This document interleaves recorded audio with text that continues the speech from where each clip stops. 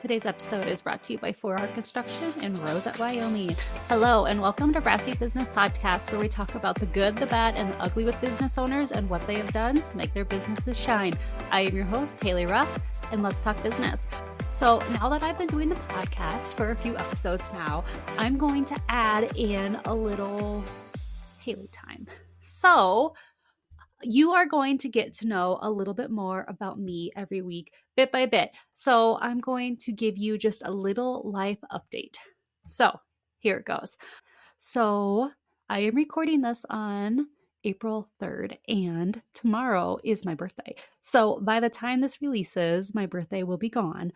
But I've always been somebody that absolutely loves my birthday. Like, I wake up and the day should be all about me and everything should just go perfectly for me. I know that it doesn't always happen, but in my world, that's the way it should be. So we'll see how tomorrow goes. But this is the first year that I can think of in a long time that there's not like something I specifically want. Like, my husband asked me what he wanted, and my answer was I wanted him to put the backsplash on the kitchen walls. That was it. That's all that I wanted. So I'll give you an update next week as to how it went. So with that, let's jump into this week's episode. Also, if you would take some time, share this podcast with a friend, give us a review, shout us out on social media, I would truly appreciate it. This is a brand new venture. I would say the algorithms of social media channels has changed a little bit since the last time I started a business. So I will take all the help that I can get. Shout us out, refer us to a friend, send it to somebody, give us a 5-star review. I will take anything at this point to help me grow. So please and thank you. Now, on to the episode. This week, we are talking with an individual, and they created a product and then they built a business around that product. And I am so excited to jump into this because it's so cool to hear how this all came out and just the whole story of going in and manufacturing a product. So this week and today, I am talking with Billie Asmus, the owner and creator of Repaint Studios from Hampton, Iowa. So here goes nothing. So today I am talking with Billie Asmus of Repaint Studios out of Hampton, Iowa. Welcome to the show, Billie. Thank you. I'm so excited to be here. Yeah, me too. So it's the first time I've had anybody from Iowa. So I'm excited to expand on the map. So that's awesome. Can you just take a minute, introduce your business, tell us where you're from, all them good details? Yeah. So, like I said, I'm Billie Asmus and I'm from Hampton, Iowa. And my business or my company is Repaint Studios. And I created and invented a reusable and eco-friendly paint tray liner and lid. And I've been working on it for the last 3 years and just recently launched it into existence. So that's been really exciting. Yeah, I bet. So how did this all start? How did it come to life? Because this had to have been a big project to come up with the idea, launch the product, all the things. Yeah. Yeah. I used to actually have a small business before this where I was refinishing and restoring furniture. And 9 times out of 10, I would have a client that would ask me to paint their furniture. And I was trying to stay home with my daughter at the time, and it was not realistic for me to do painting projects, in between nap time or lunchtime or whatever it needed to be without my paint drying out or my roller or my brush paint or my paintbrush drying out. And I just did not have a good way of saving my paint. And so I was constantly going through these plastic paint tray liners, and I just kept thinking, this is not sustainable. I really need to find something that is reusable and that has a lid so I can save my paint and come back to it. And I basically did a Google search and an Amazon search and realized nothing was showing up. So I was like, okay, does this honestly not exist? Because number one, that's shocking. Right. And two, then I realized, okay, I have this opportunity that I felt like just kind of landed into my lap. And it was kind of from there that I decided to pursue it and just see what was going to happen. Oh, that's crazy. So walk us through the process of how did you even start this? How did you go about the creating of the product? What materials to use? Well, I am avid with DIY. Like, I'm constantly doing a DIY project. I probably have like 10 going right now. So, I knew from previous painting projects that paint does not adhere to silicone. And I figured, okay, if it doesn't adhere to silicone, why can't I make that on a larger scale and be able to actually pour my paint on it and use it and then just remove it when it's dried? And so I created my very first prototype or my mold out of foam board from the dollar store. And I used a plastic paint tray liner and I hot glued it upside down.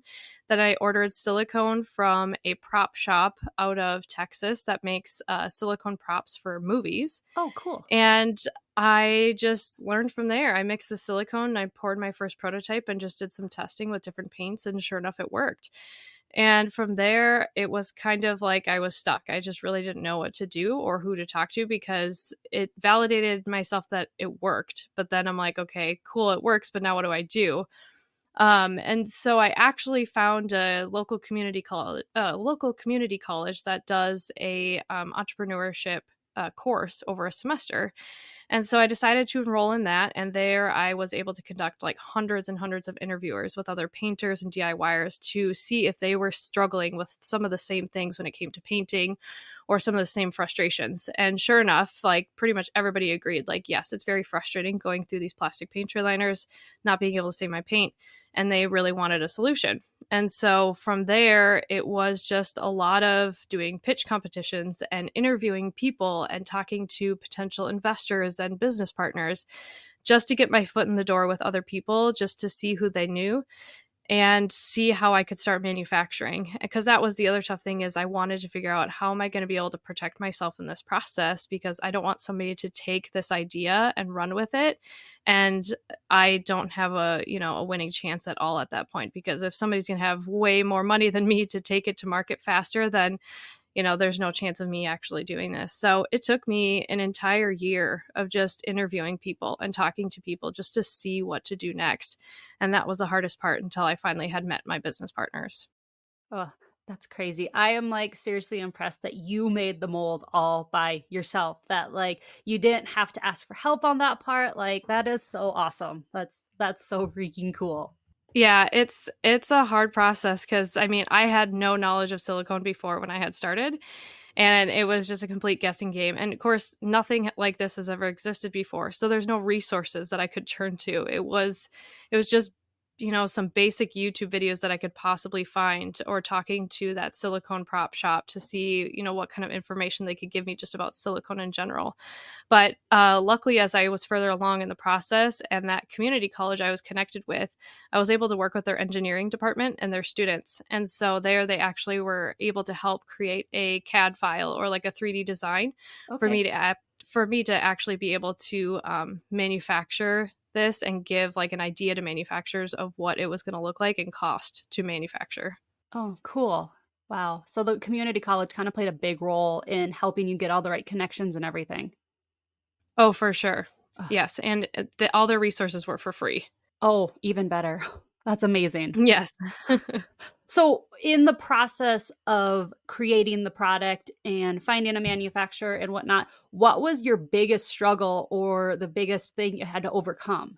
I think one of the biggest things would be one, sticking to my guns and saying that I actually know what I'm doing. And even though I'm learning in the process, you have to act like you know what you're doing because it's a very male dominated industry. Every single manufacturer and business partner I had talked to were all males. And it was really, really hard for me to not kind of, give up or kind of coil in and say like, no, I can't do this. It was trying to put myself in like a CEO position saying like, no, I can't do this. And I do have the power and the ability to make these decisions and make this stuff happen. But I would say, yeah, that was really hard, especially in that first year where I didn't know who to talk to or who I could trust in this process and just needing to make very careful decisions along the way. Not letting them push you around and stand your guns, definitely. Yeah, I bet that wasn't easy, especially like as a woman. Sometimes we feel like, well, maybe they do know what they're talking about when you're like, well, maybe you don't actually this time. So, yeah. And you kind of touched on this to begin with, but coming into this industry, creating a brand new product that's never been seen before, you had to have the fear that, hey, somebody might swoop in and take this design and replicate it and sell it for half the price. So what did you do to protect yourself from the beginning so that that didn't happen? Yeah, basically, the first thing I did is I filed what is called a provisional patent. And a provisional patent basically gives you about 12 months to be able to work on your design or your product while being somewhat protected by a temporary patent. And so it gives you 12 months to be able to work on it. And then after you've kind of worked out some of the kinks and the logistics, then you can file your non-provisional patent. And this is the one that can take years to even get issued once it has gone through. And that one can last, I think it's like 20 to 25 years after you've been issued the patent. And so after that first initial year when I had the idea, I had then filed for the non-provisional patent. And let me tell you, working with a patent attorney can cost thousands and thousands of dollars.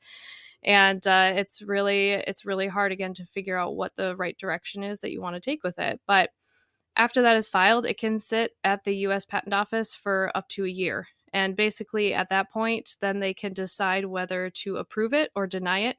And in my case, they denied it the first round. And so what that usually means is then it's kicked back to the patent attorney. We have to make revisions. We could add in different claims or whatever it might need to look like, and then you refile again. And so you're paying more money to refile it again with the US Patent Office. And then it could sit there again for another year before it's either approved or denied again. And so that's where we're at right now, is it's still pending at the US Patent Office. And so we don't know for sure whether or not it will go through.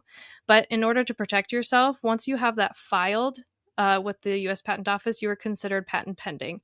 So when it's pending, that means nobody can touch you. You're protected in that essence to be able to launch your product and bring it onto the market. So sometimes if you buy a product and you look at the packaging, or if you see on Shark Tank or something like that, they'll mark their packaging that says patent pending and have like the patent office number. So that way people can actually look it up and see what the status is of that. But that's the best way to protect yourself in this process, and just pray that it goes through.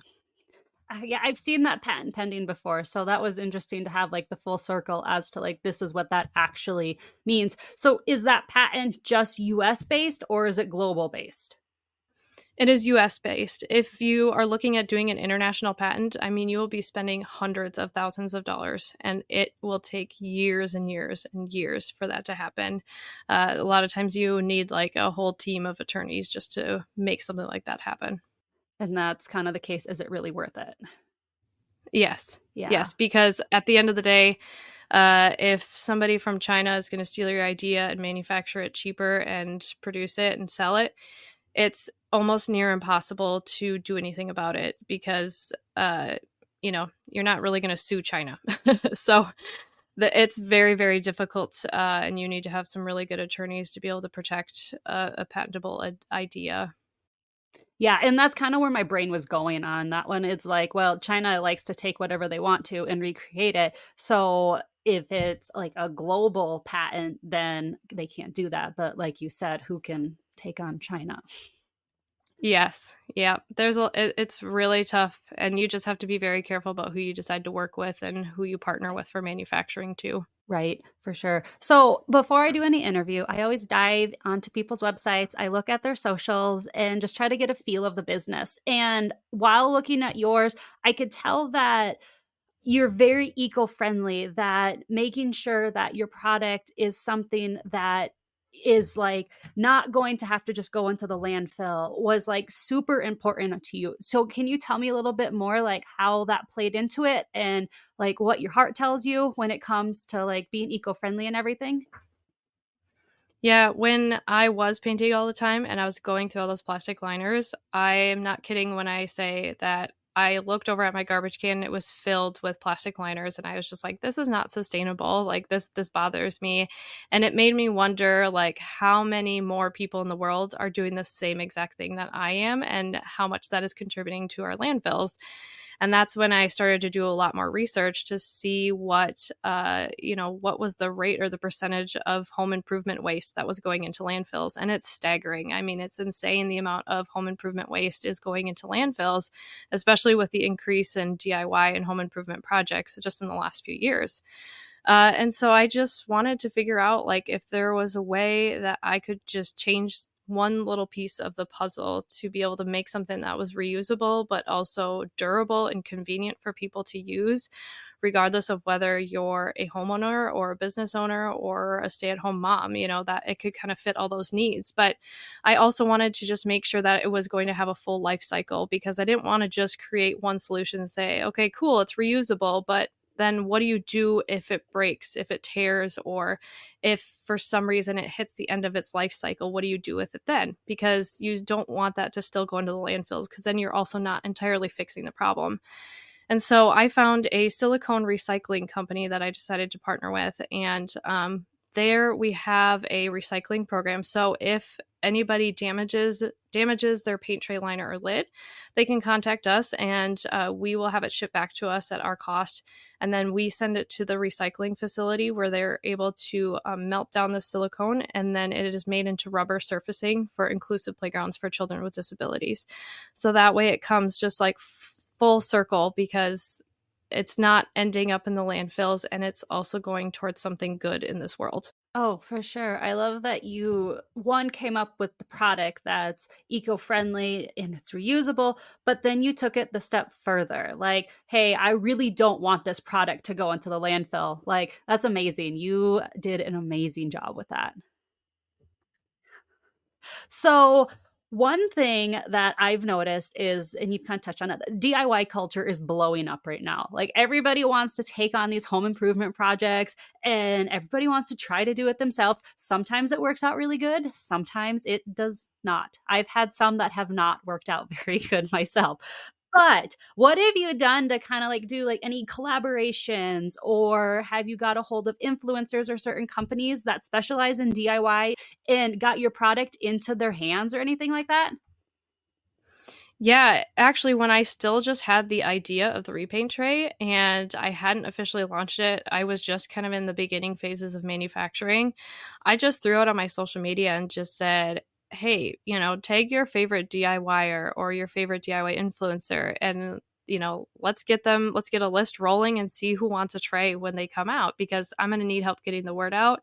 And the easiest way for me to do that is to partner with people that love DIY and want to share and use the product. And so that list ended up growing insanely fast. I ended up getting over 50 people that signed up within 24 hours. And so I had influencers that were already ready to go by the time that my product was going to launch. And since then, I've actually had to start an affiliate program on my website, because I was getting so many people reaching out for collaborations or wanting to be able to promote the tray, which is really exciting. Like, I love seeing that people genuinely love the product and want to use it and promote it. And so since then, the influencer list that I have is grown exponentially. I mean, I probably have over 100 influencers right now that are sharing about the repaint tray and getting the word out there. So that's really exciting to watch and just watch it grow. Oh yeah, that's amazing.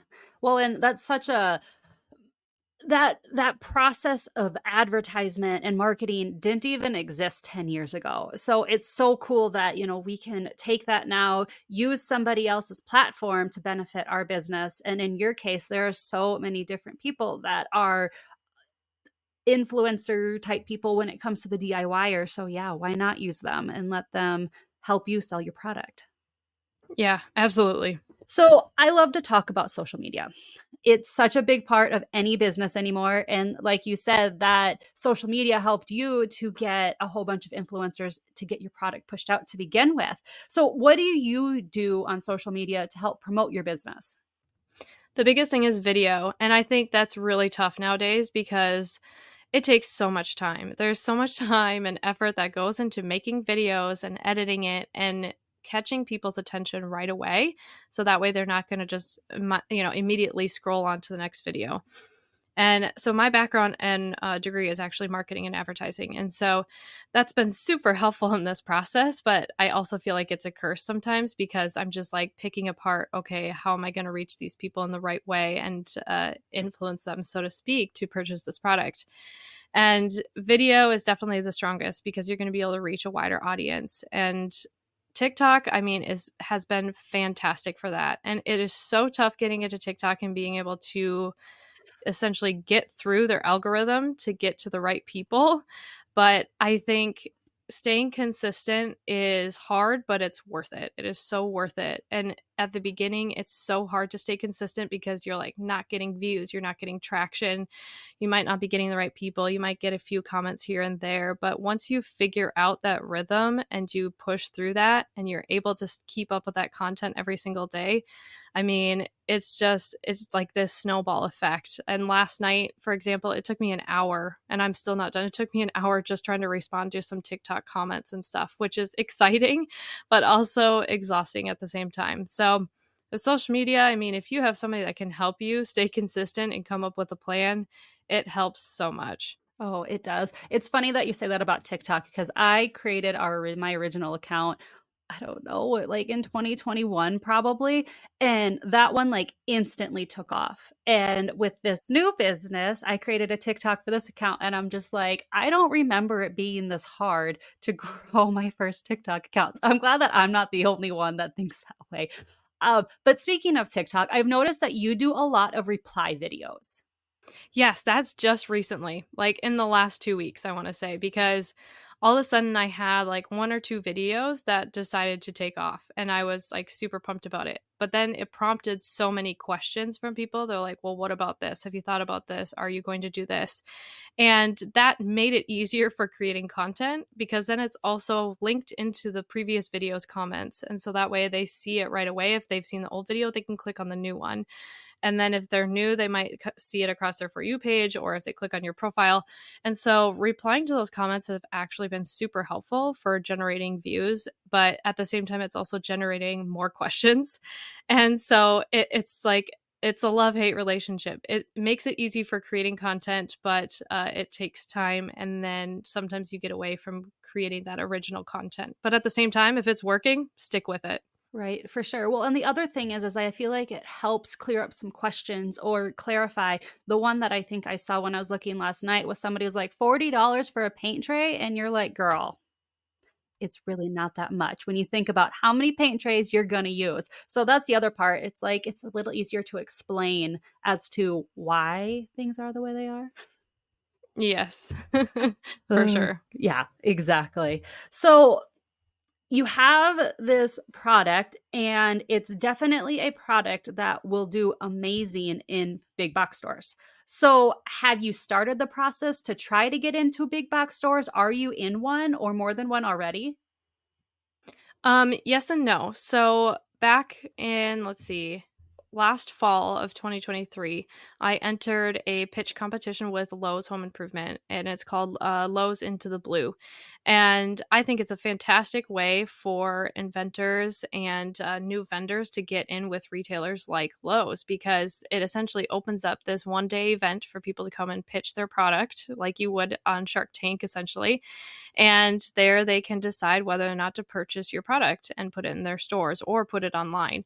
And so I had applied for this pitch competition. It was an online application. I had to send in a video. And there they decided whether or not you would get to come to the in-person pitch competition. And so luckily I got accepted to go to the in-person one in December.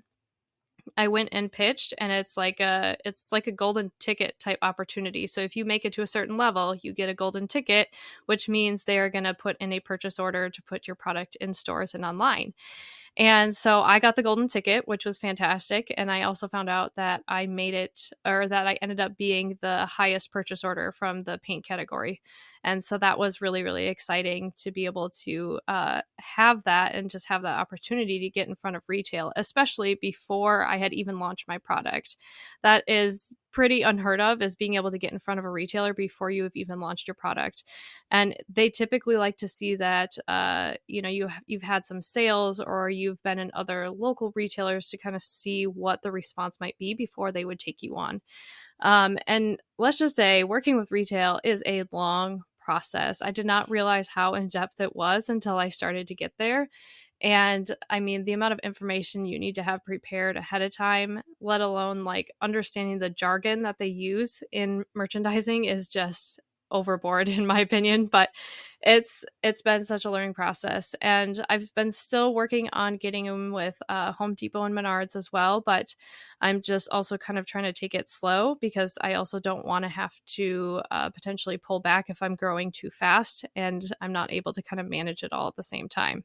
Right. So when can we look for your product in Lowe's? I don't know. That's part of the process is I've been doing all the onboarding. We have yet to have official launch dates.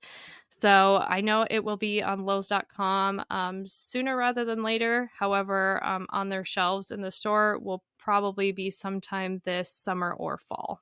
Oh, so not too far out then. Yeah.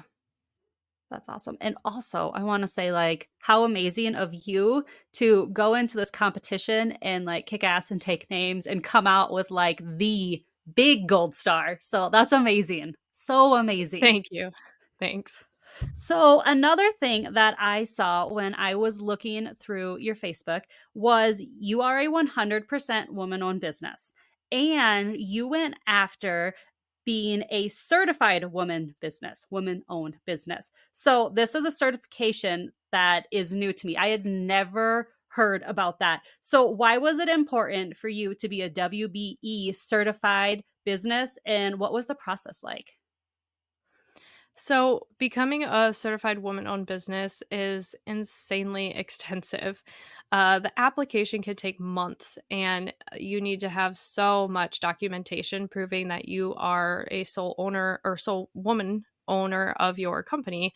And in most retailers like to see that you're woman owned. It helps for some tax purposes, but it also shows kind of their demographics on who they're partnering with, whether you're a small business, veteran owned, yada yada. And so in this case, since I knew I was going to the Lowe's competition, I really wanted to become women owned certified business. And so in order to even start that application or actually do it correctly, you need to hire somebody to do the application for you. That's how extensive it is. And it could cost thousands of dollars just to do the application by itself. And so I started that application, I want to say back in October. And so just recently I was issued that certification. And so there's two separate versions of that certification. There is a women owned small business, and then there is a women business enterprise. And so I was issued the women business enterprise, which is I was honestly shocked to receive that because I thought I was applying for the women owned small business. And then I got this notification that they're like, hey, you're a women business enterprise. I was like, cool, I have an enterprise. Like, don't know what that means, but perfect. So this also grants you the ability to use the woman owned logo on all of your packaging. So that way retailers can show, again, who they're partnering with as far as woman owned or veteran owned or whoever it may be. But also then consumers can see that label and see that they're helping support a small business or a woman owned business or so forth. So it just creates this other level of identification that people know who they're supporting when they're purchasing those products. As to like at least with your retailers having more women-owned businesses in their stores and whatnot. But that's cool that you got the enterprise. Like this just seems to be like everything that's happened was meant to be, and it just keeps snowballing and getting better and better and better. Yes, for sure. So your packaging, you kind of touched on it that you can use their logo on your packaging, but I want to talk about your packaging in general because one, it's lime green, which goes very well with your eco-friendly idea product that you have. But the other thing is my favorite part of it is in the corner, you've got your little bee for Billy. And that was like the best touch on the whole thing, in my personal opinion. Thank you. That wasn't even my idea. Oh, it wasn't? No, it was my business partners. They thought I should put my signature on it. So I was like, yeah, okay, we can do that. And I think I spent hours just trying to figure out how I could sign the letter B. Like, just I wanted to make it look good. So I spent hours with a Sharpie just writing on a bunch of pieces of paper. I'm like, I don't know if I'm going to do this. That's funny. So, what was your thought process when you were coming up with the branding, with how the packaging was going to look? So when I was kind of coming up with the packaging and the logo and the branding with all of it, I wanted it to align with the eco-friendly side of things. And also from a branding standpoint, I wanted to look at what was already on the shelf. And when you're looking at products that are on the shelf, especially in the paint department, it's either red, blue, or black. That is pretty much the typical colors that you're going to see. And so I wanted to create something that was also going to stand out and kind of pop, and it's going to catch somebody's eye and they want to look at it. And so green was kind of just that natural color. I realized there was not many other paint products or paint industries or businesses that have color or have green as their signature color. Frog tape is really one of the only other ones that I could think of that is kind of that signature green. So if you're from Frog Tape and you're listening to this, hit me up because I want to do a partnership. But green was kind of like the go-to with the eco-friendly side of things. And I created the logo and all the I partnered with a graphic designer to come up with the sleeve packaging that goes around it. And I did not realize this until I got into that actual process, is being able to fully protect the packaging or fully protect the product when it comes to shipping and what's it going to look like on the shelf. And then each retailer has probably their own requirements when it comes to the packaging itself and barcode placement. I mean, there's so many things that go into the detail of the packaging itself, but I think it's finally there, and we only have to make like 1 or 2 revisions for the next round of inventory. That's good. So when you were coming up with the packaging, was there any like eco-friendly things that you kept in mind when you were doing the packaging? I mean, with the packaging itself, I wanted to make sure that, again, it could be recyclable if people wanted to throw it in the recycling bin.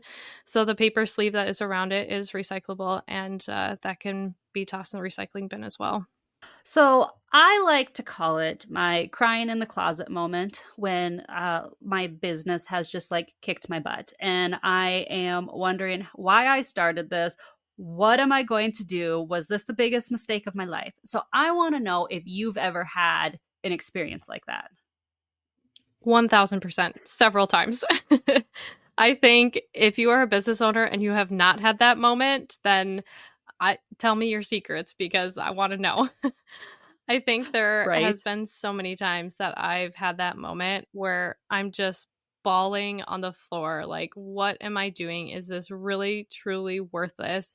Because in this area of business with manufacturing, it's insanely expensive. And so it's so high risk because you are putting everything that you have into it.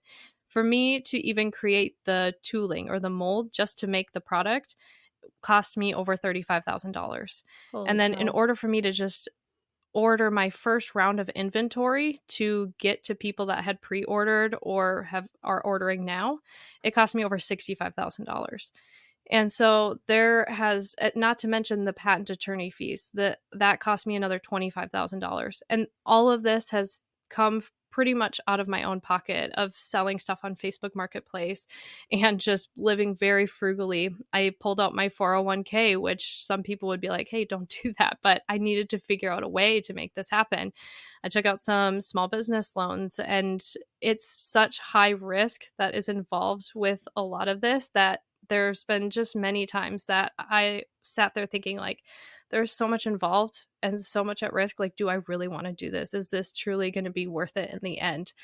And I think looking back on some of those moments, I want to say yes. And it's still hard. It's still a growing and learning process. There's still a lot at risk because now my second round of inventory is going to be over $270,000, which is a scary number to see on an invoice.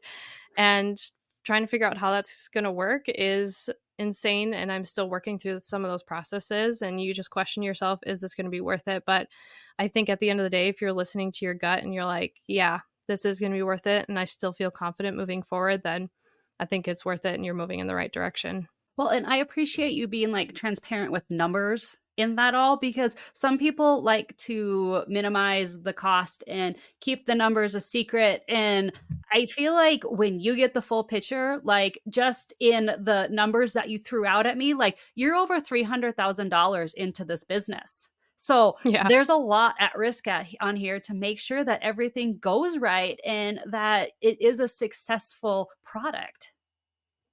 Oh, absolutely. And I have to consider that it's not just me that's at risk, too. It's my family that I'm putting into risk here. And thankfully, my husband has been insanely supportive over all of this. And he has supported me for the last 3 years, being the sole income. And that's been great because if we did not have that, I don't know if I would have been able to make this work. And not to mention, like, my parents and my in-laws have both helped financially. And so they are also putting themselves at risk by giving me finances to help fund some of this, because they very well know that there could be the potential that something could go south and that I may not be able to pay them back, or it's going to take a long time for me to pay them back. Yeah, absolutely. So, what was like the biggest like aha moment, or I had no idea that things were done this way, when you were in the process of trying to get your product into Lowe's, or just like creating the product in general? I think it would actually be after I got in with Lowe's, because after I got in with Lowe's and I started their onboarding process, it is so in depth. There is so much that I did not know that I needed to know.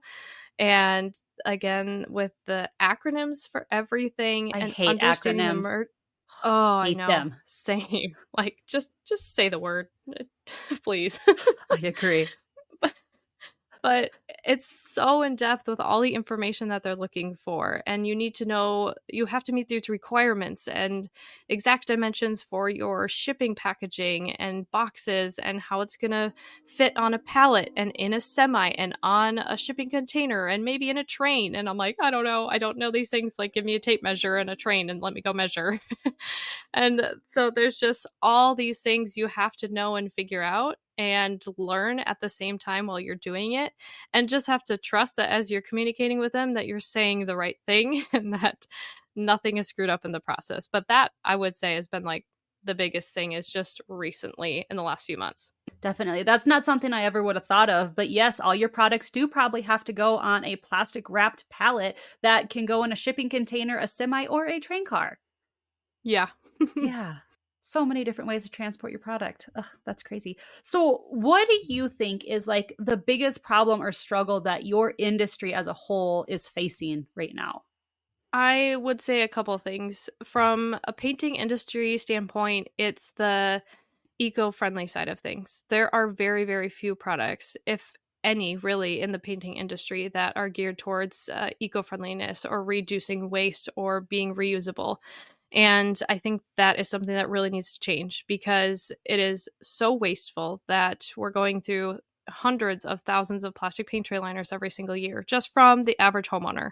That doesn't include DIYers or potential painting contractors that are using them more frequently. Not to mention the amount of paint brushes and rollers that are ending up in landfills after they're being used because they dried out and we just didn't have time to wash them or whatever it is. And that's something that I think really, really needs to change and be looked at a lot more in depth, and not just from a small business like me that's striving for change. Like, these big companies need to start paying attention to that and realizing that consumers are asking for more eco-friendly products and more durable products that can last a lot longer.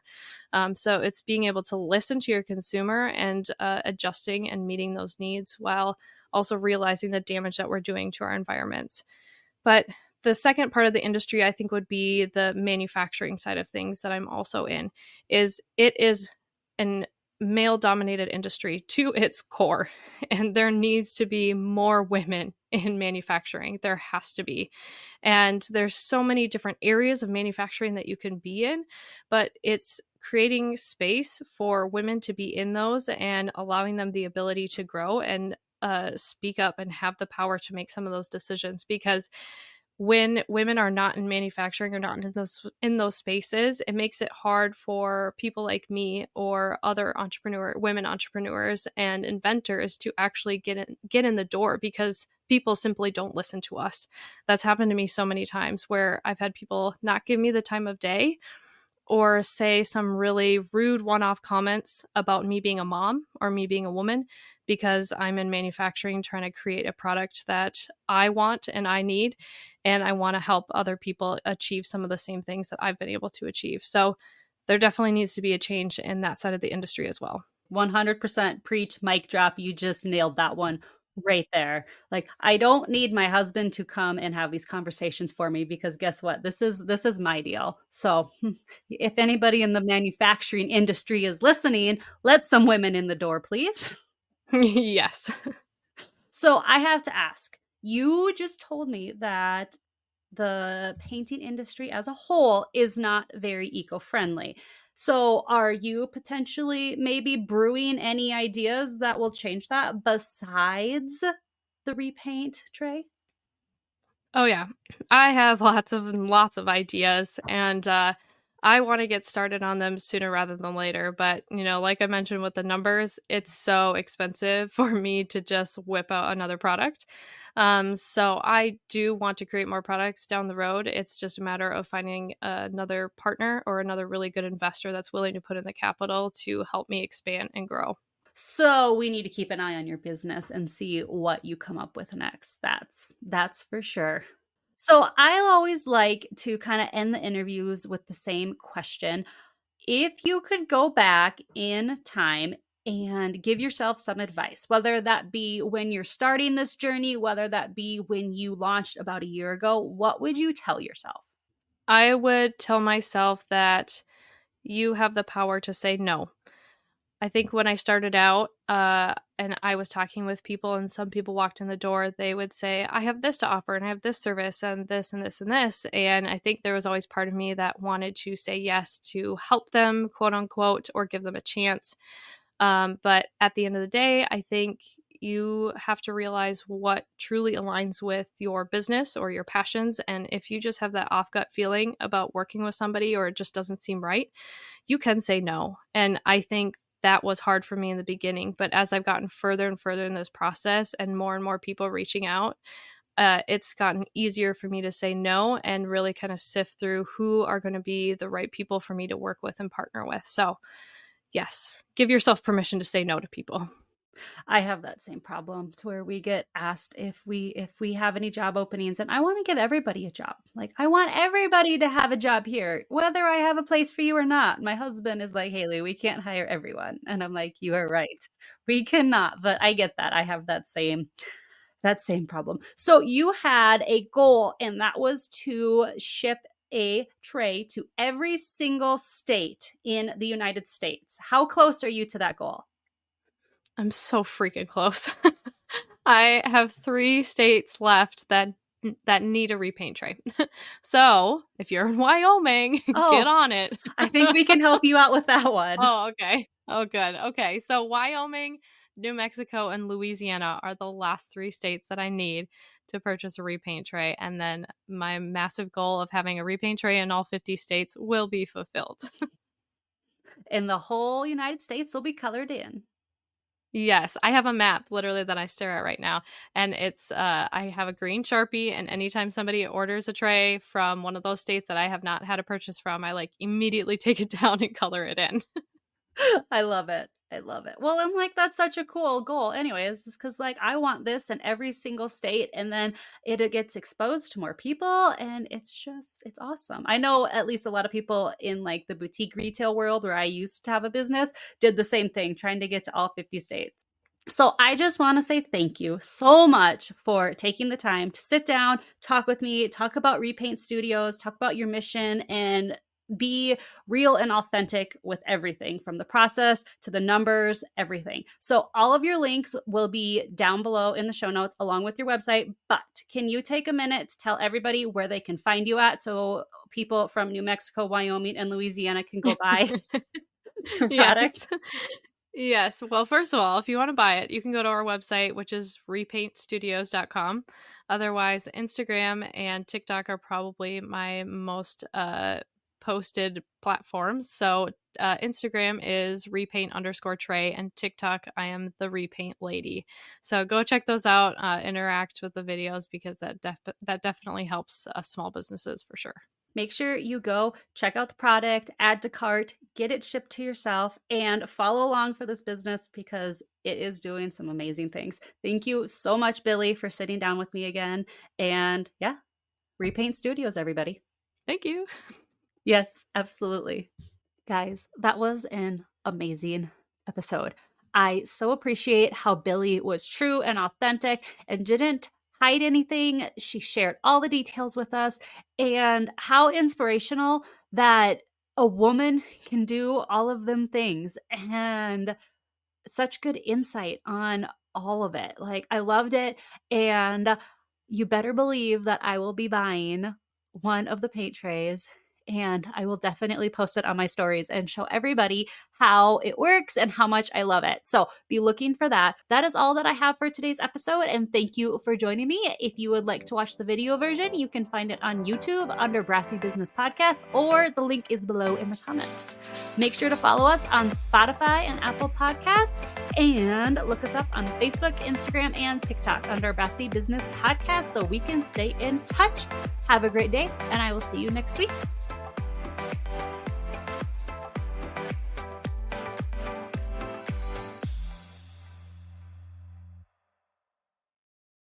Brassy Business Podcast is a Black Cows production.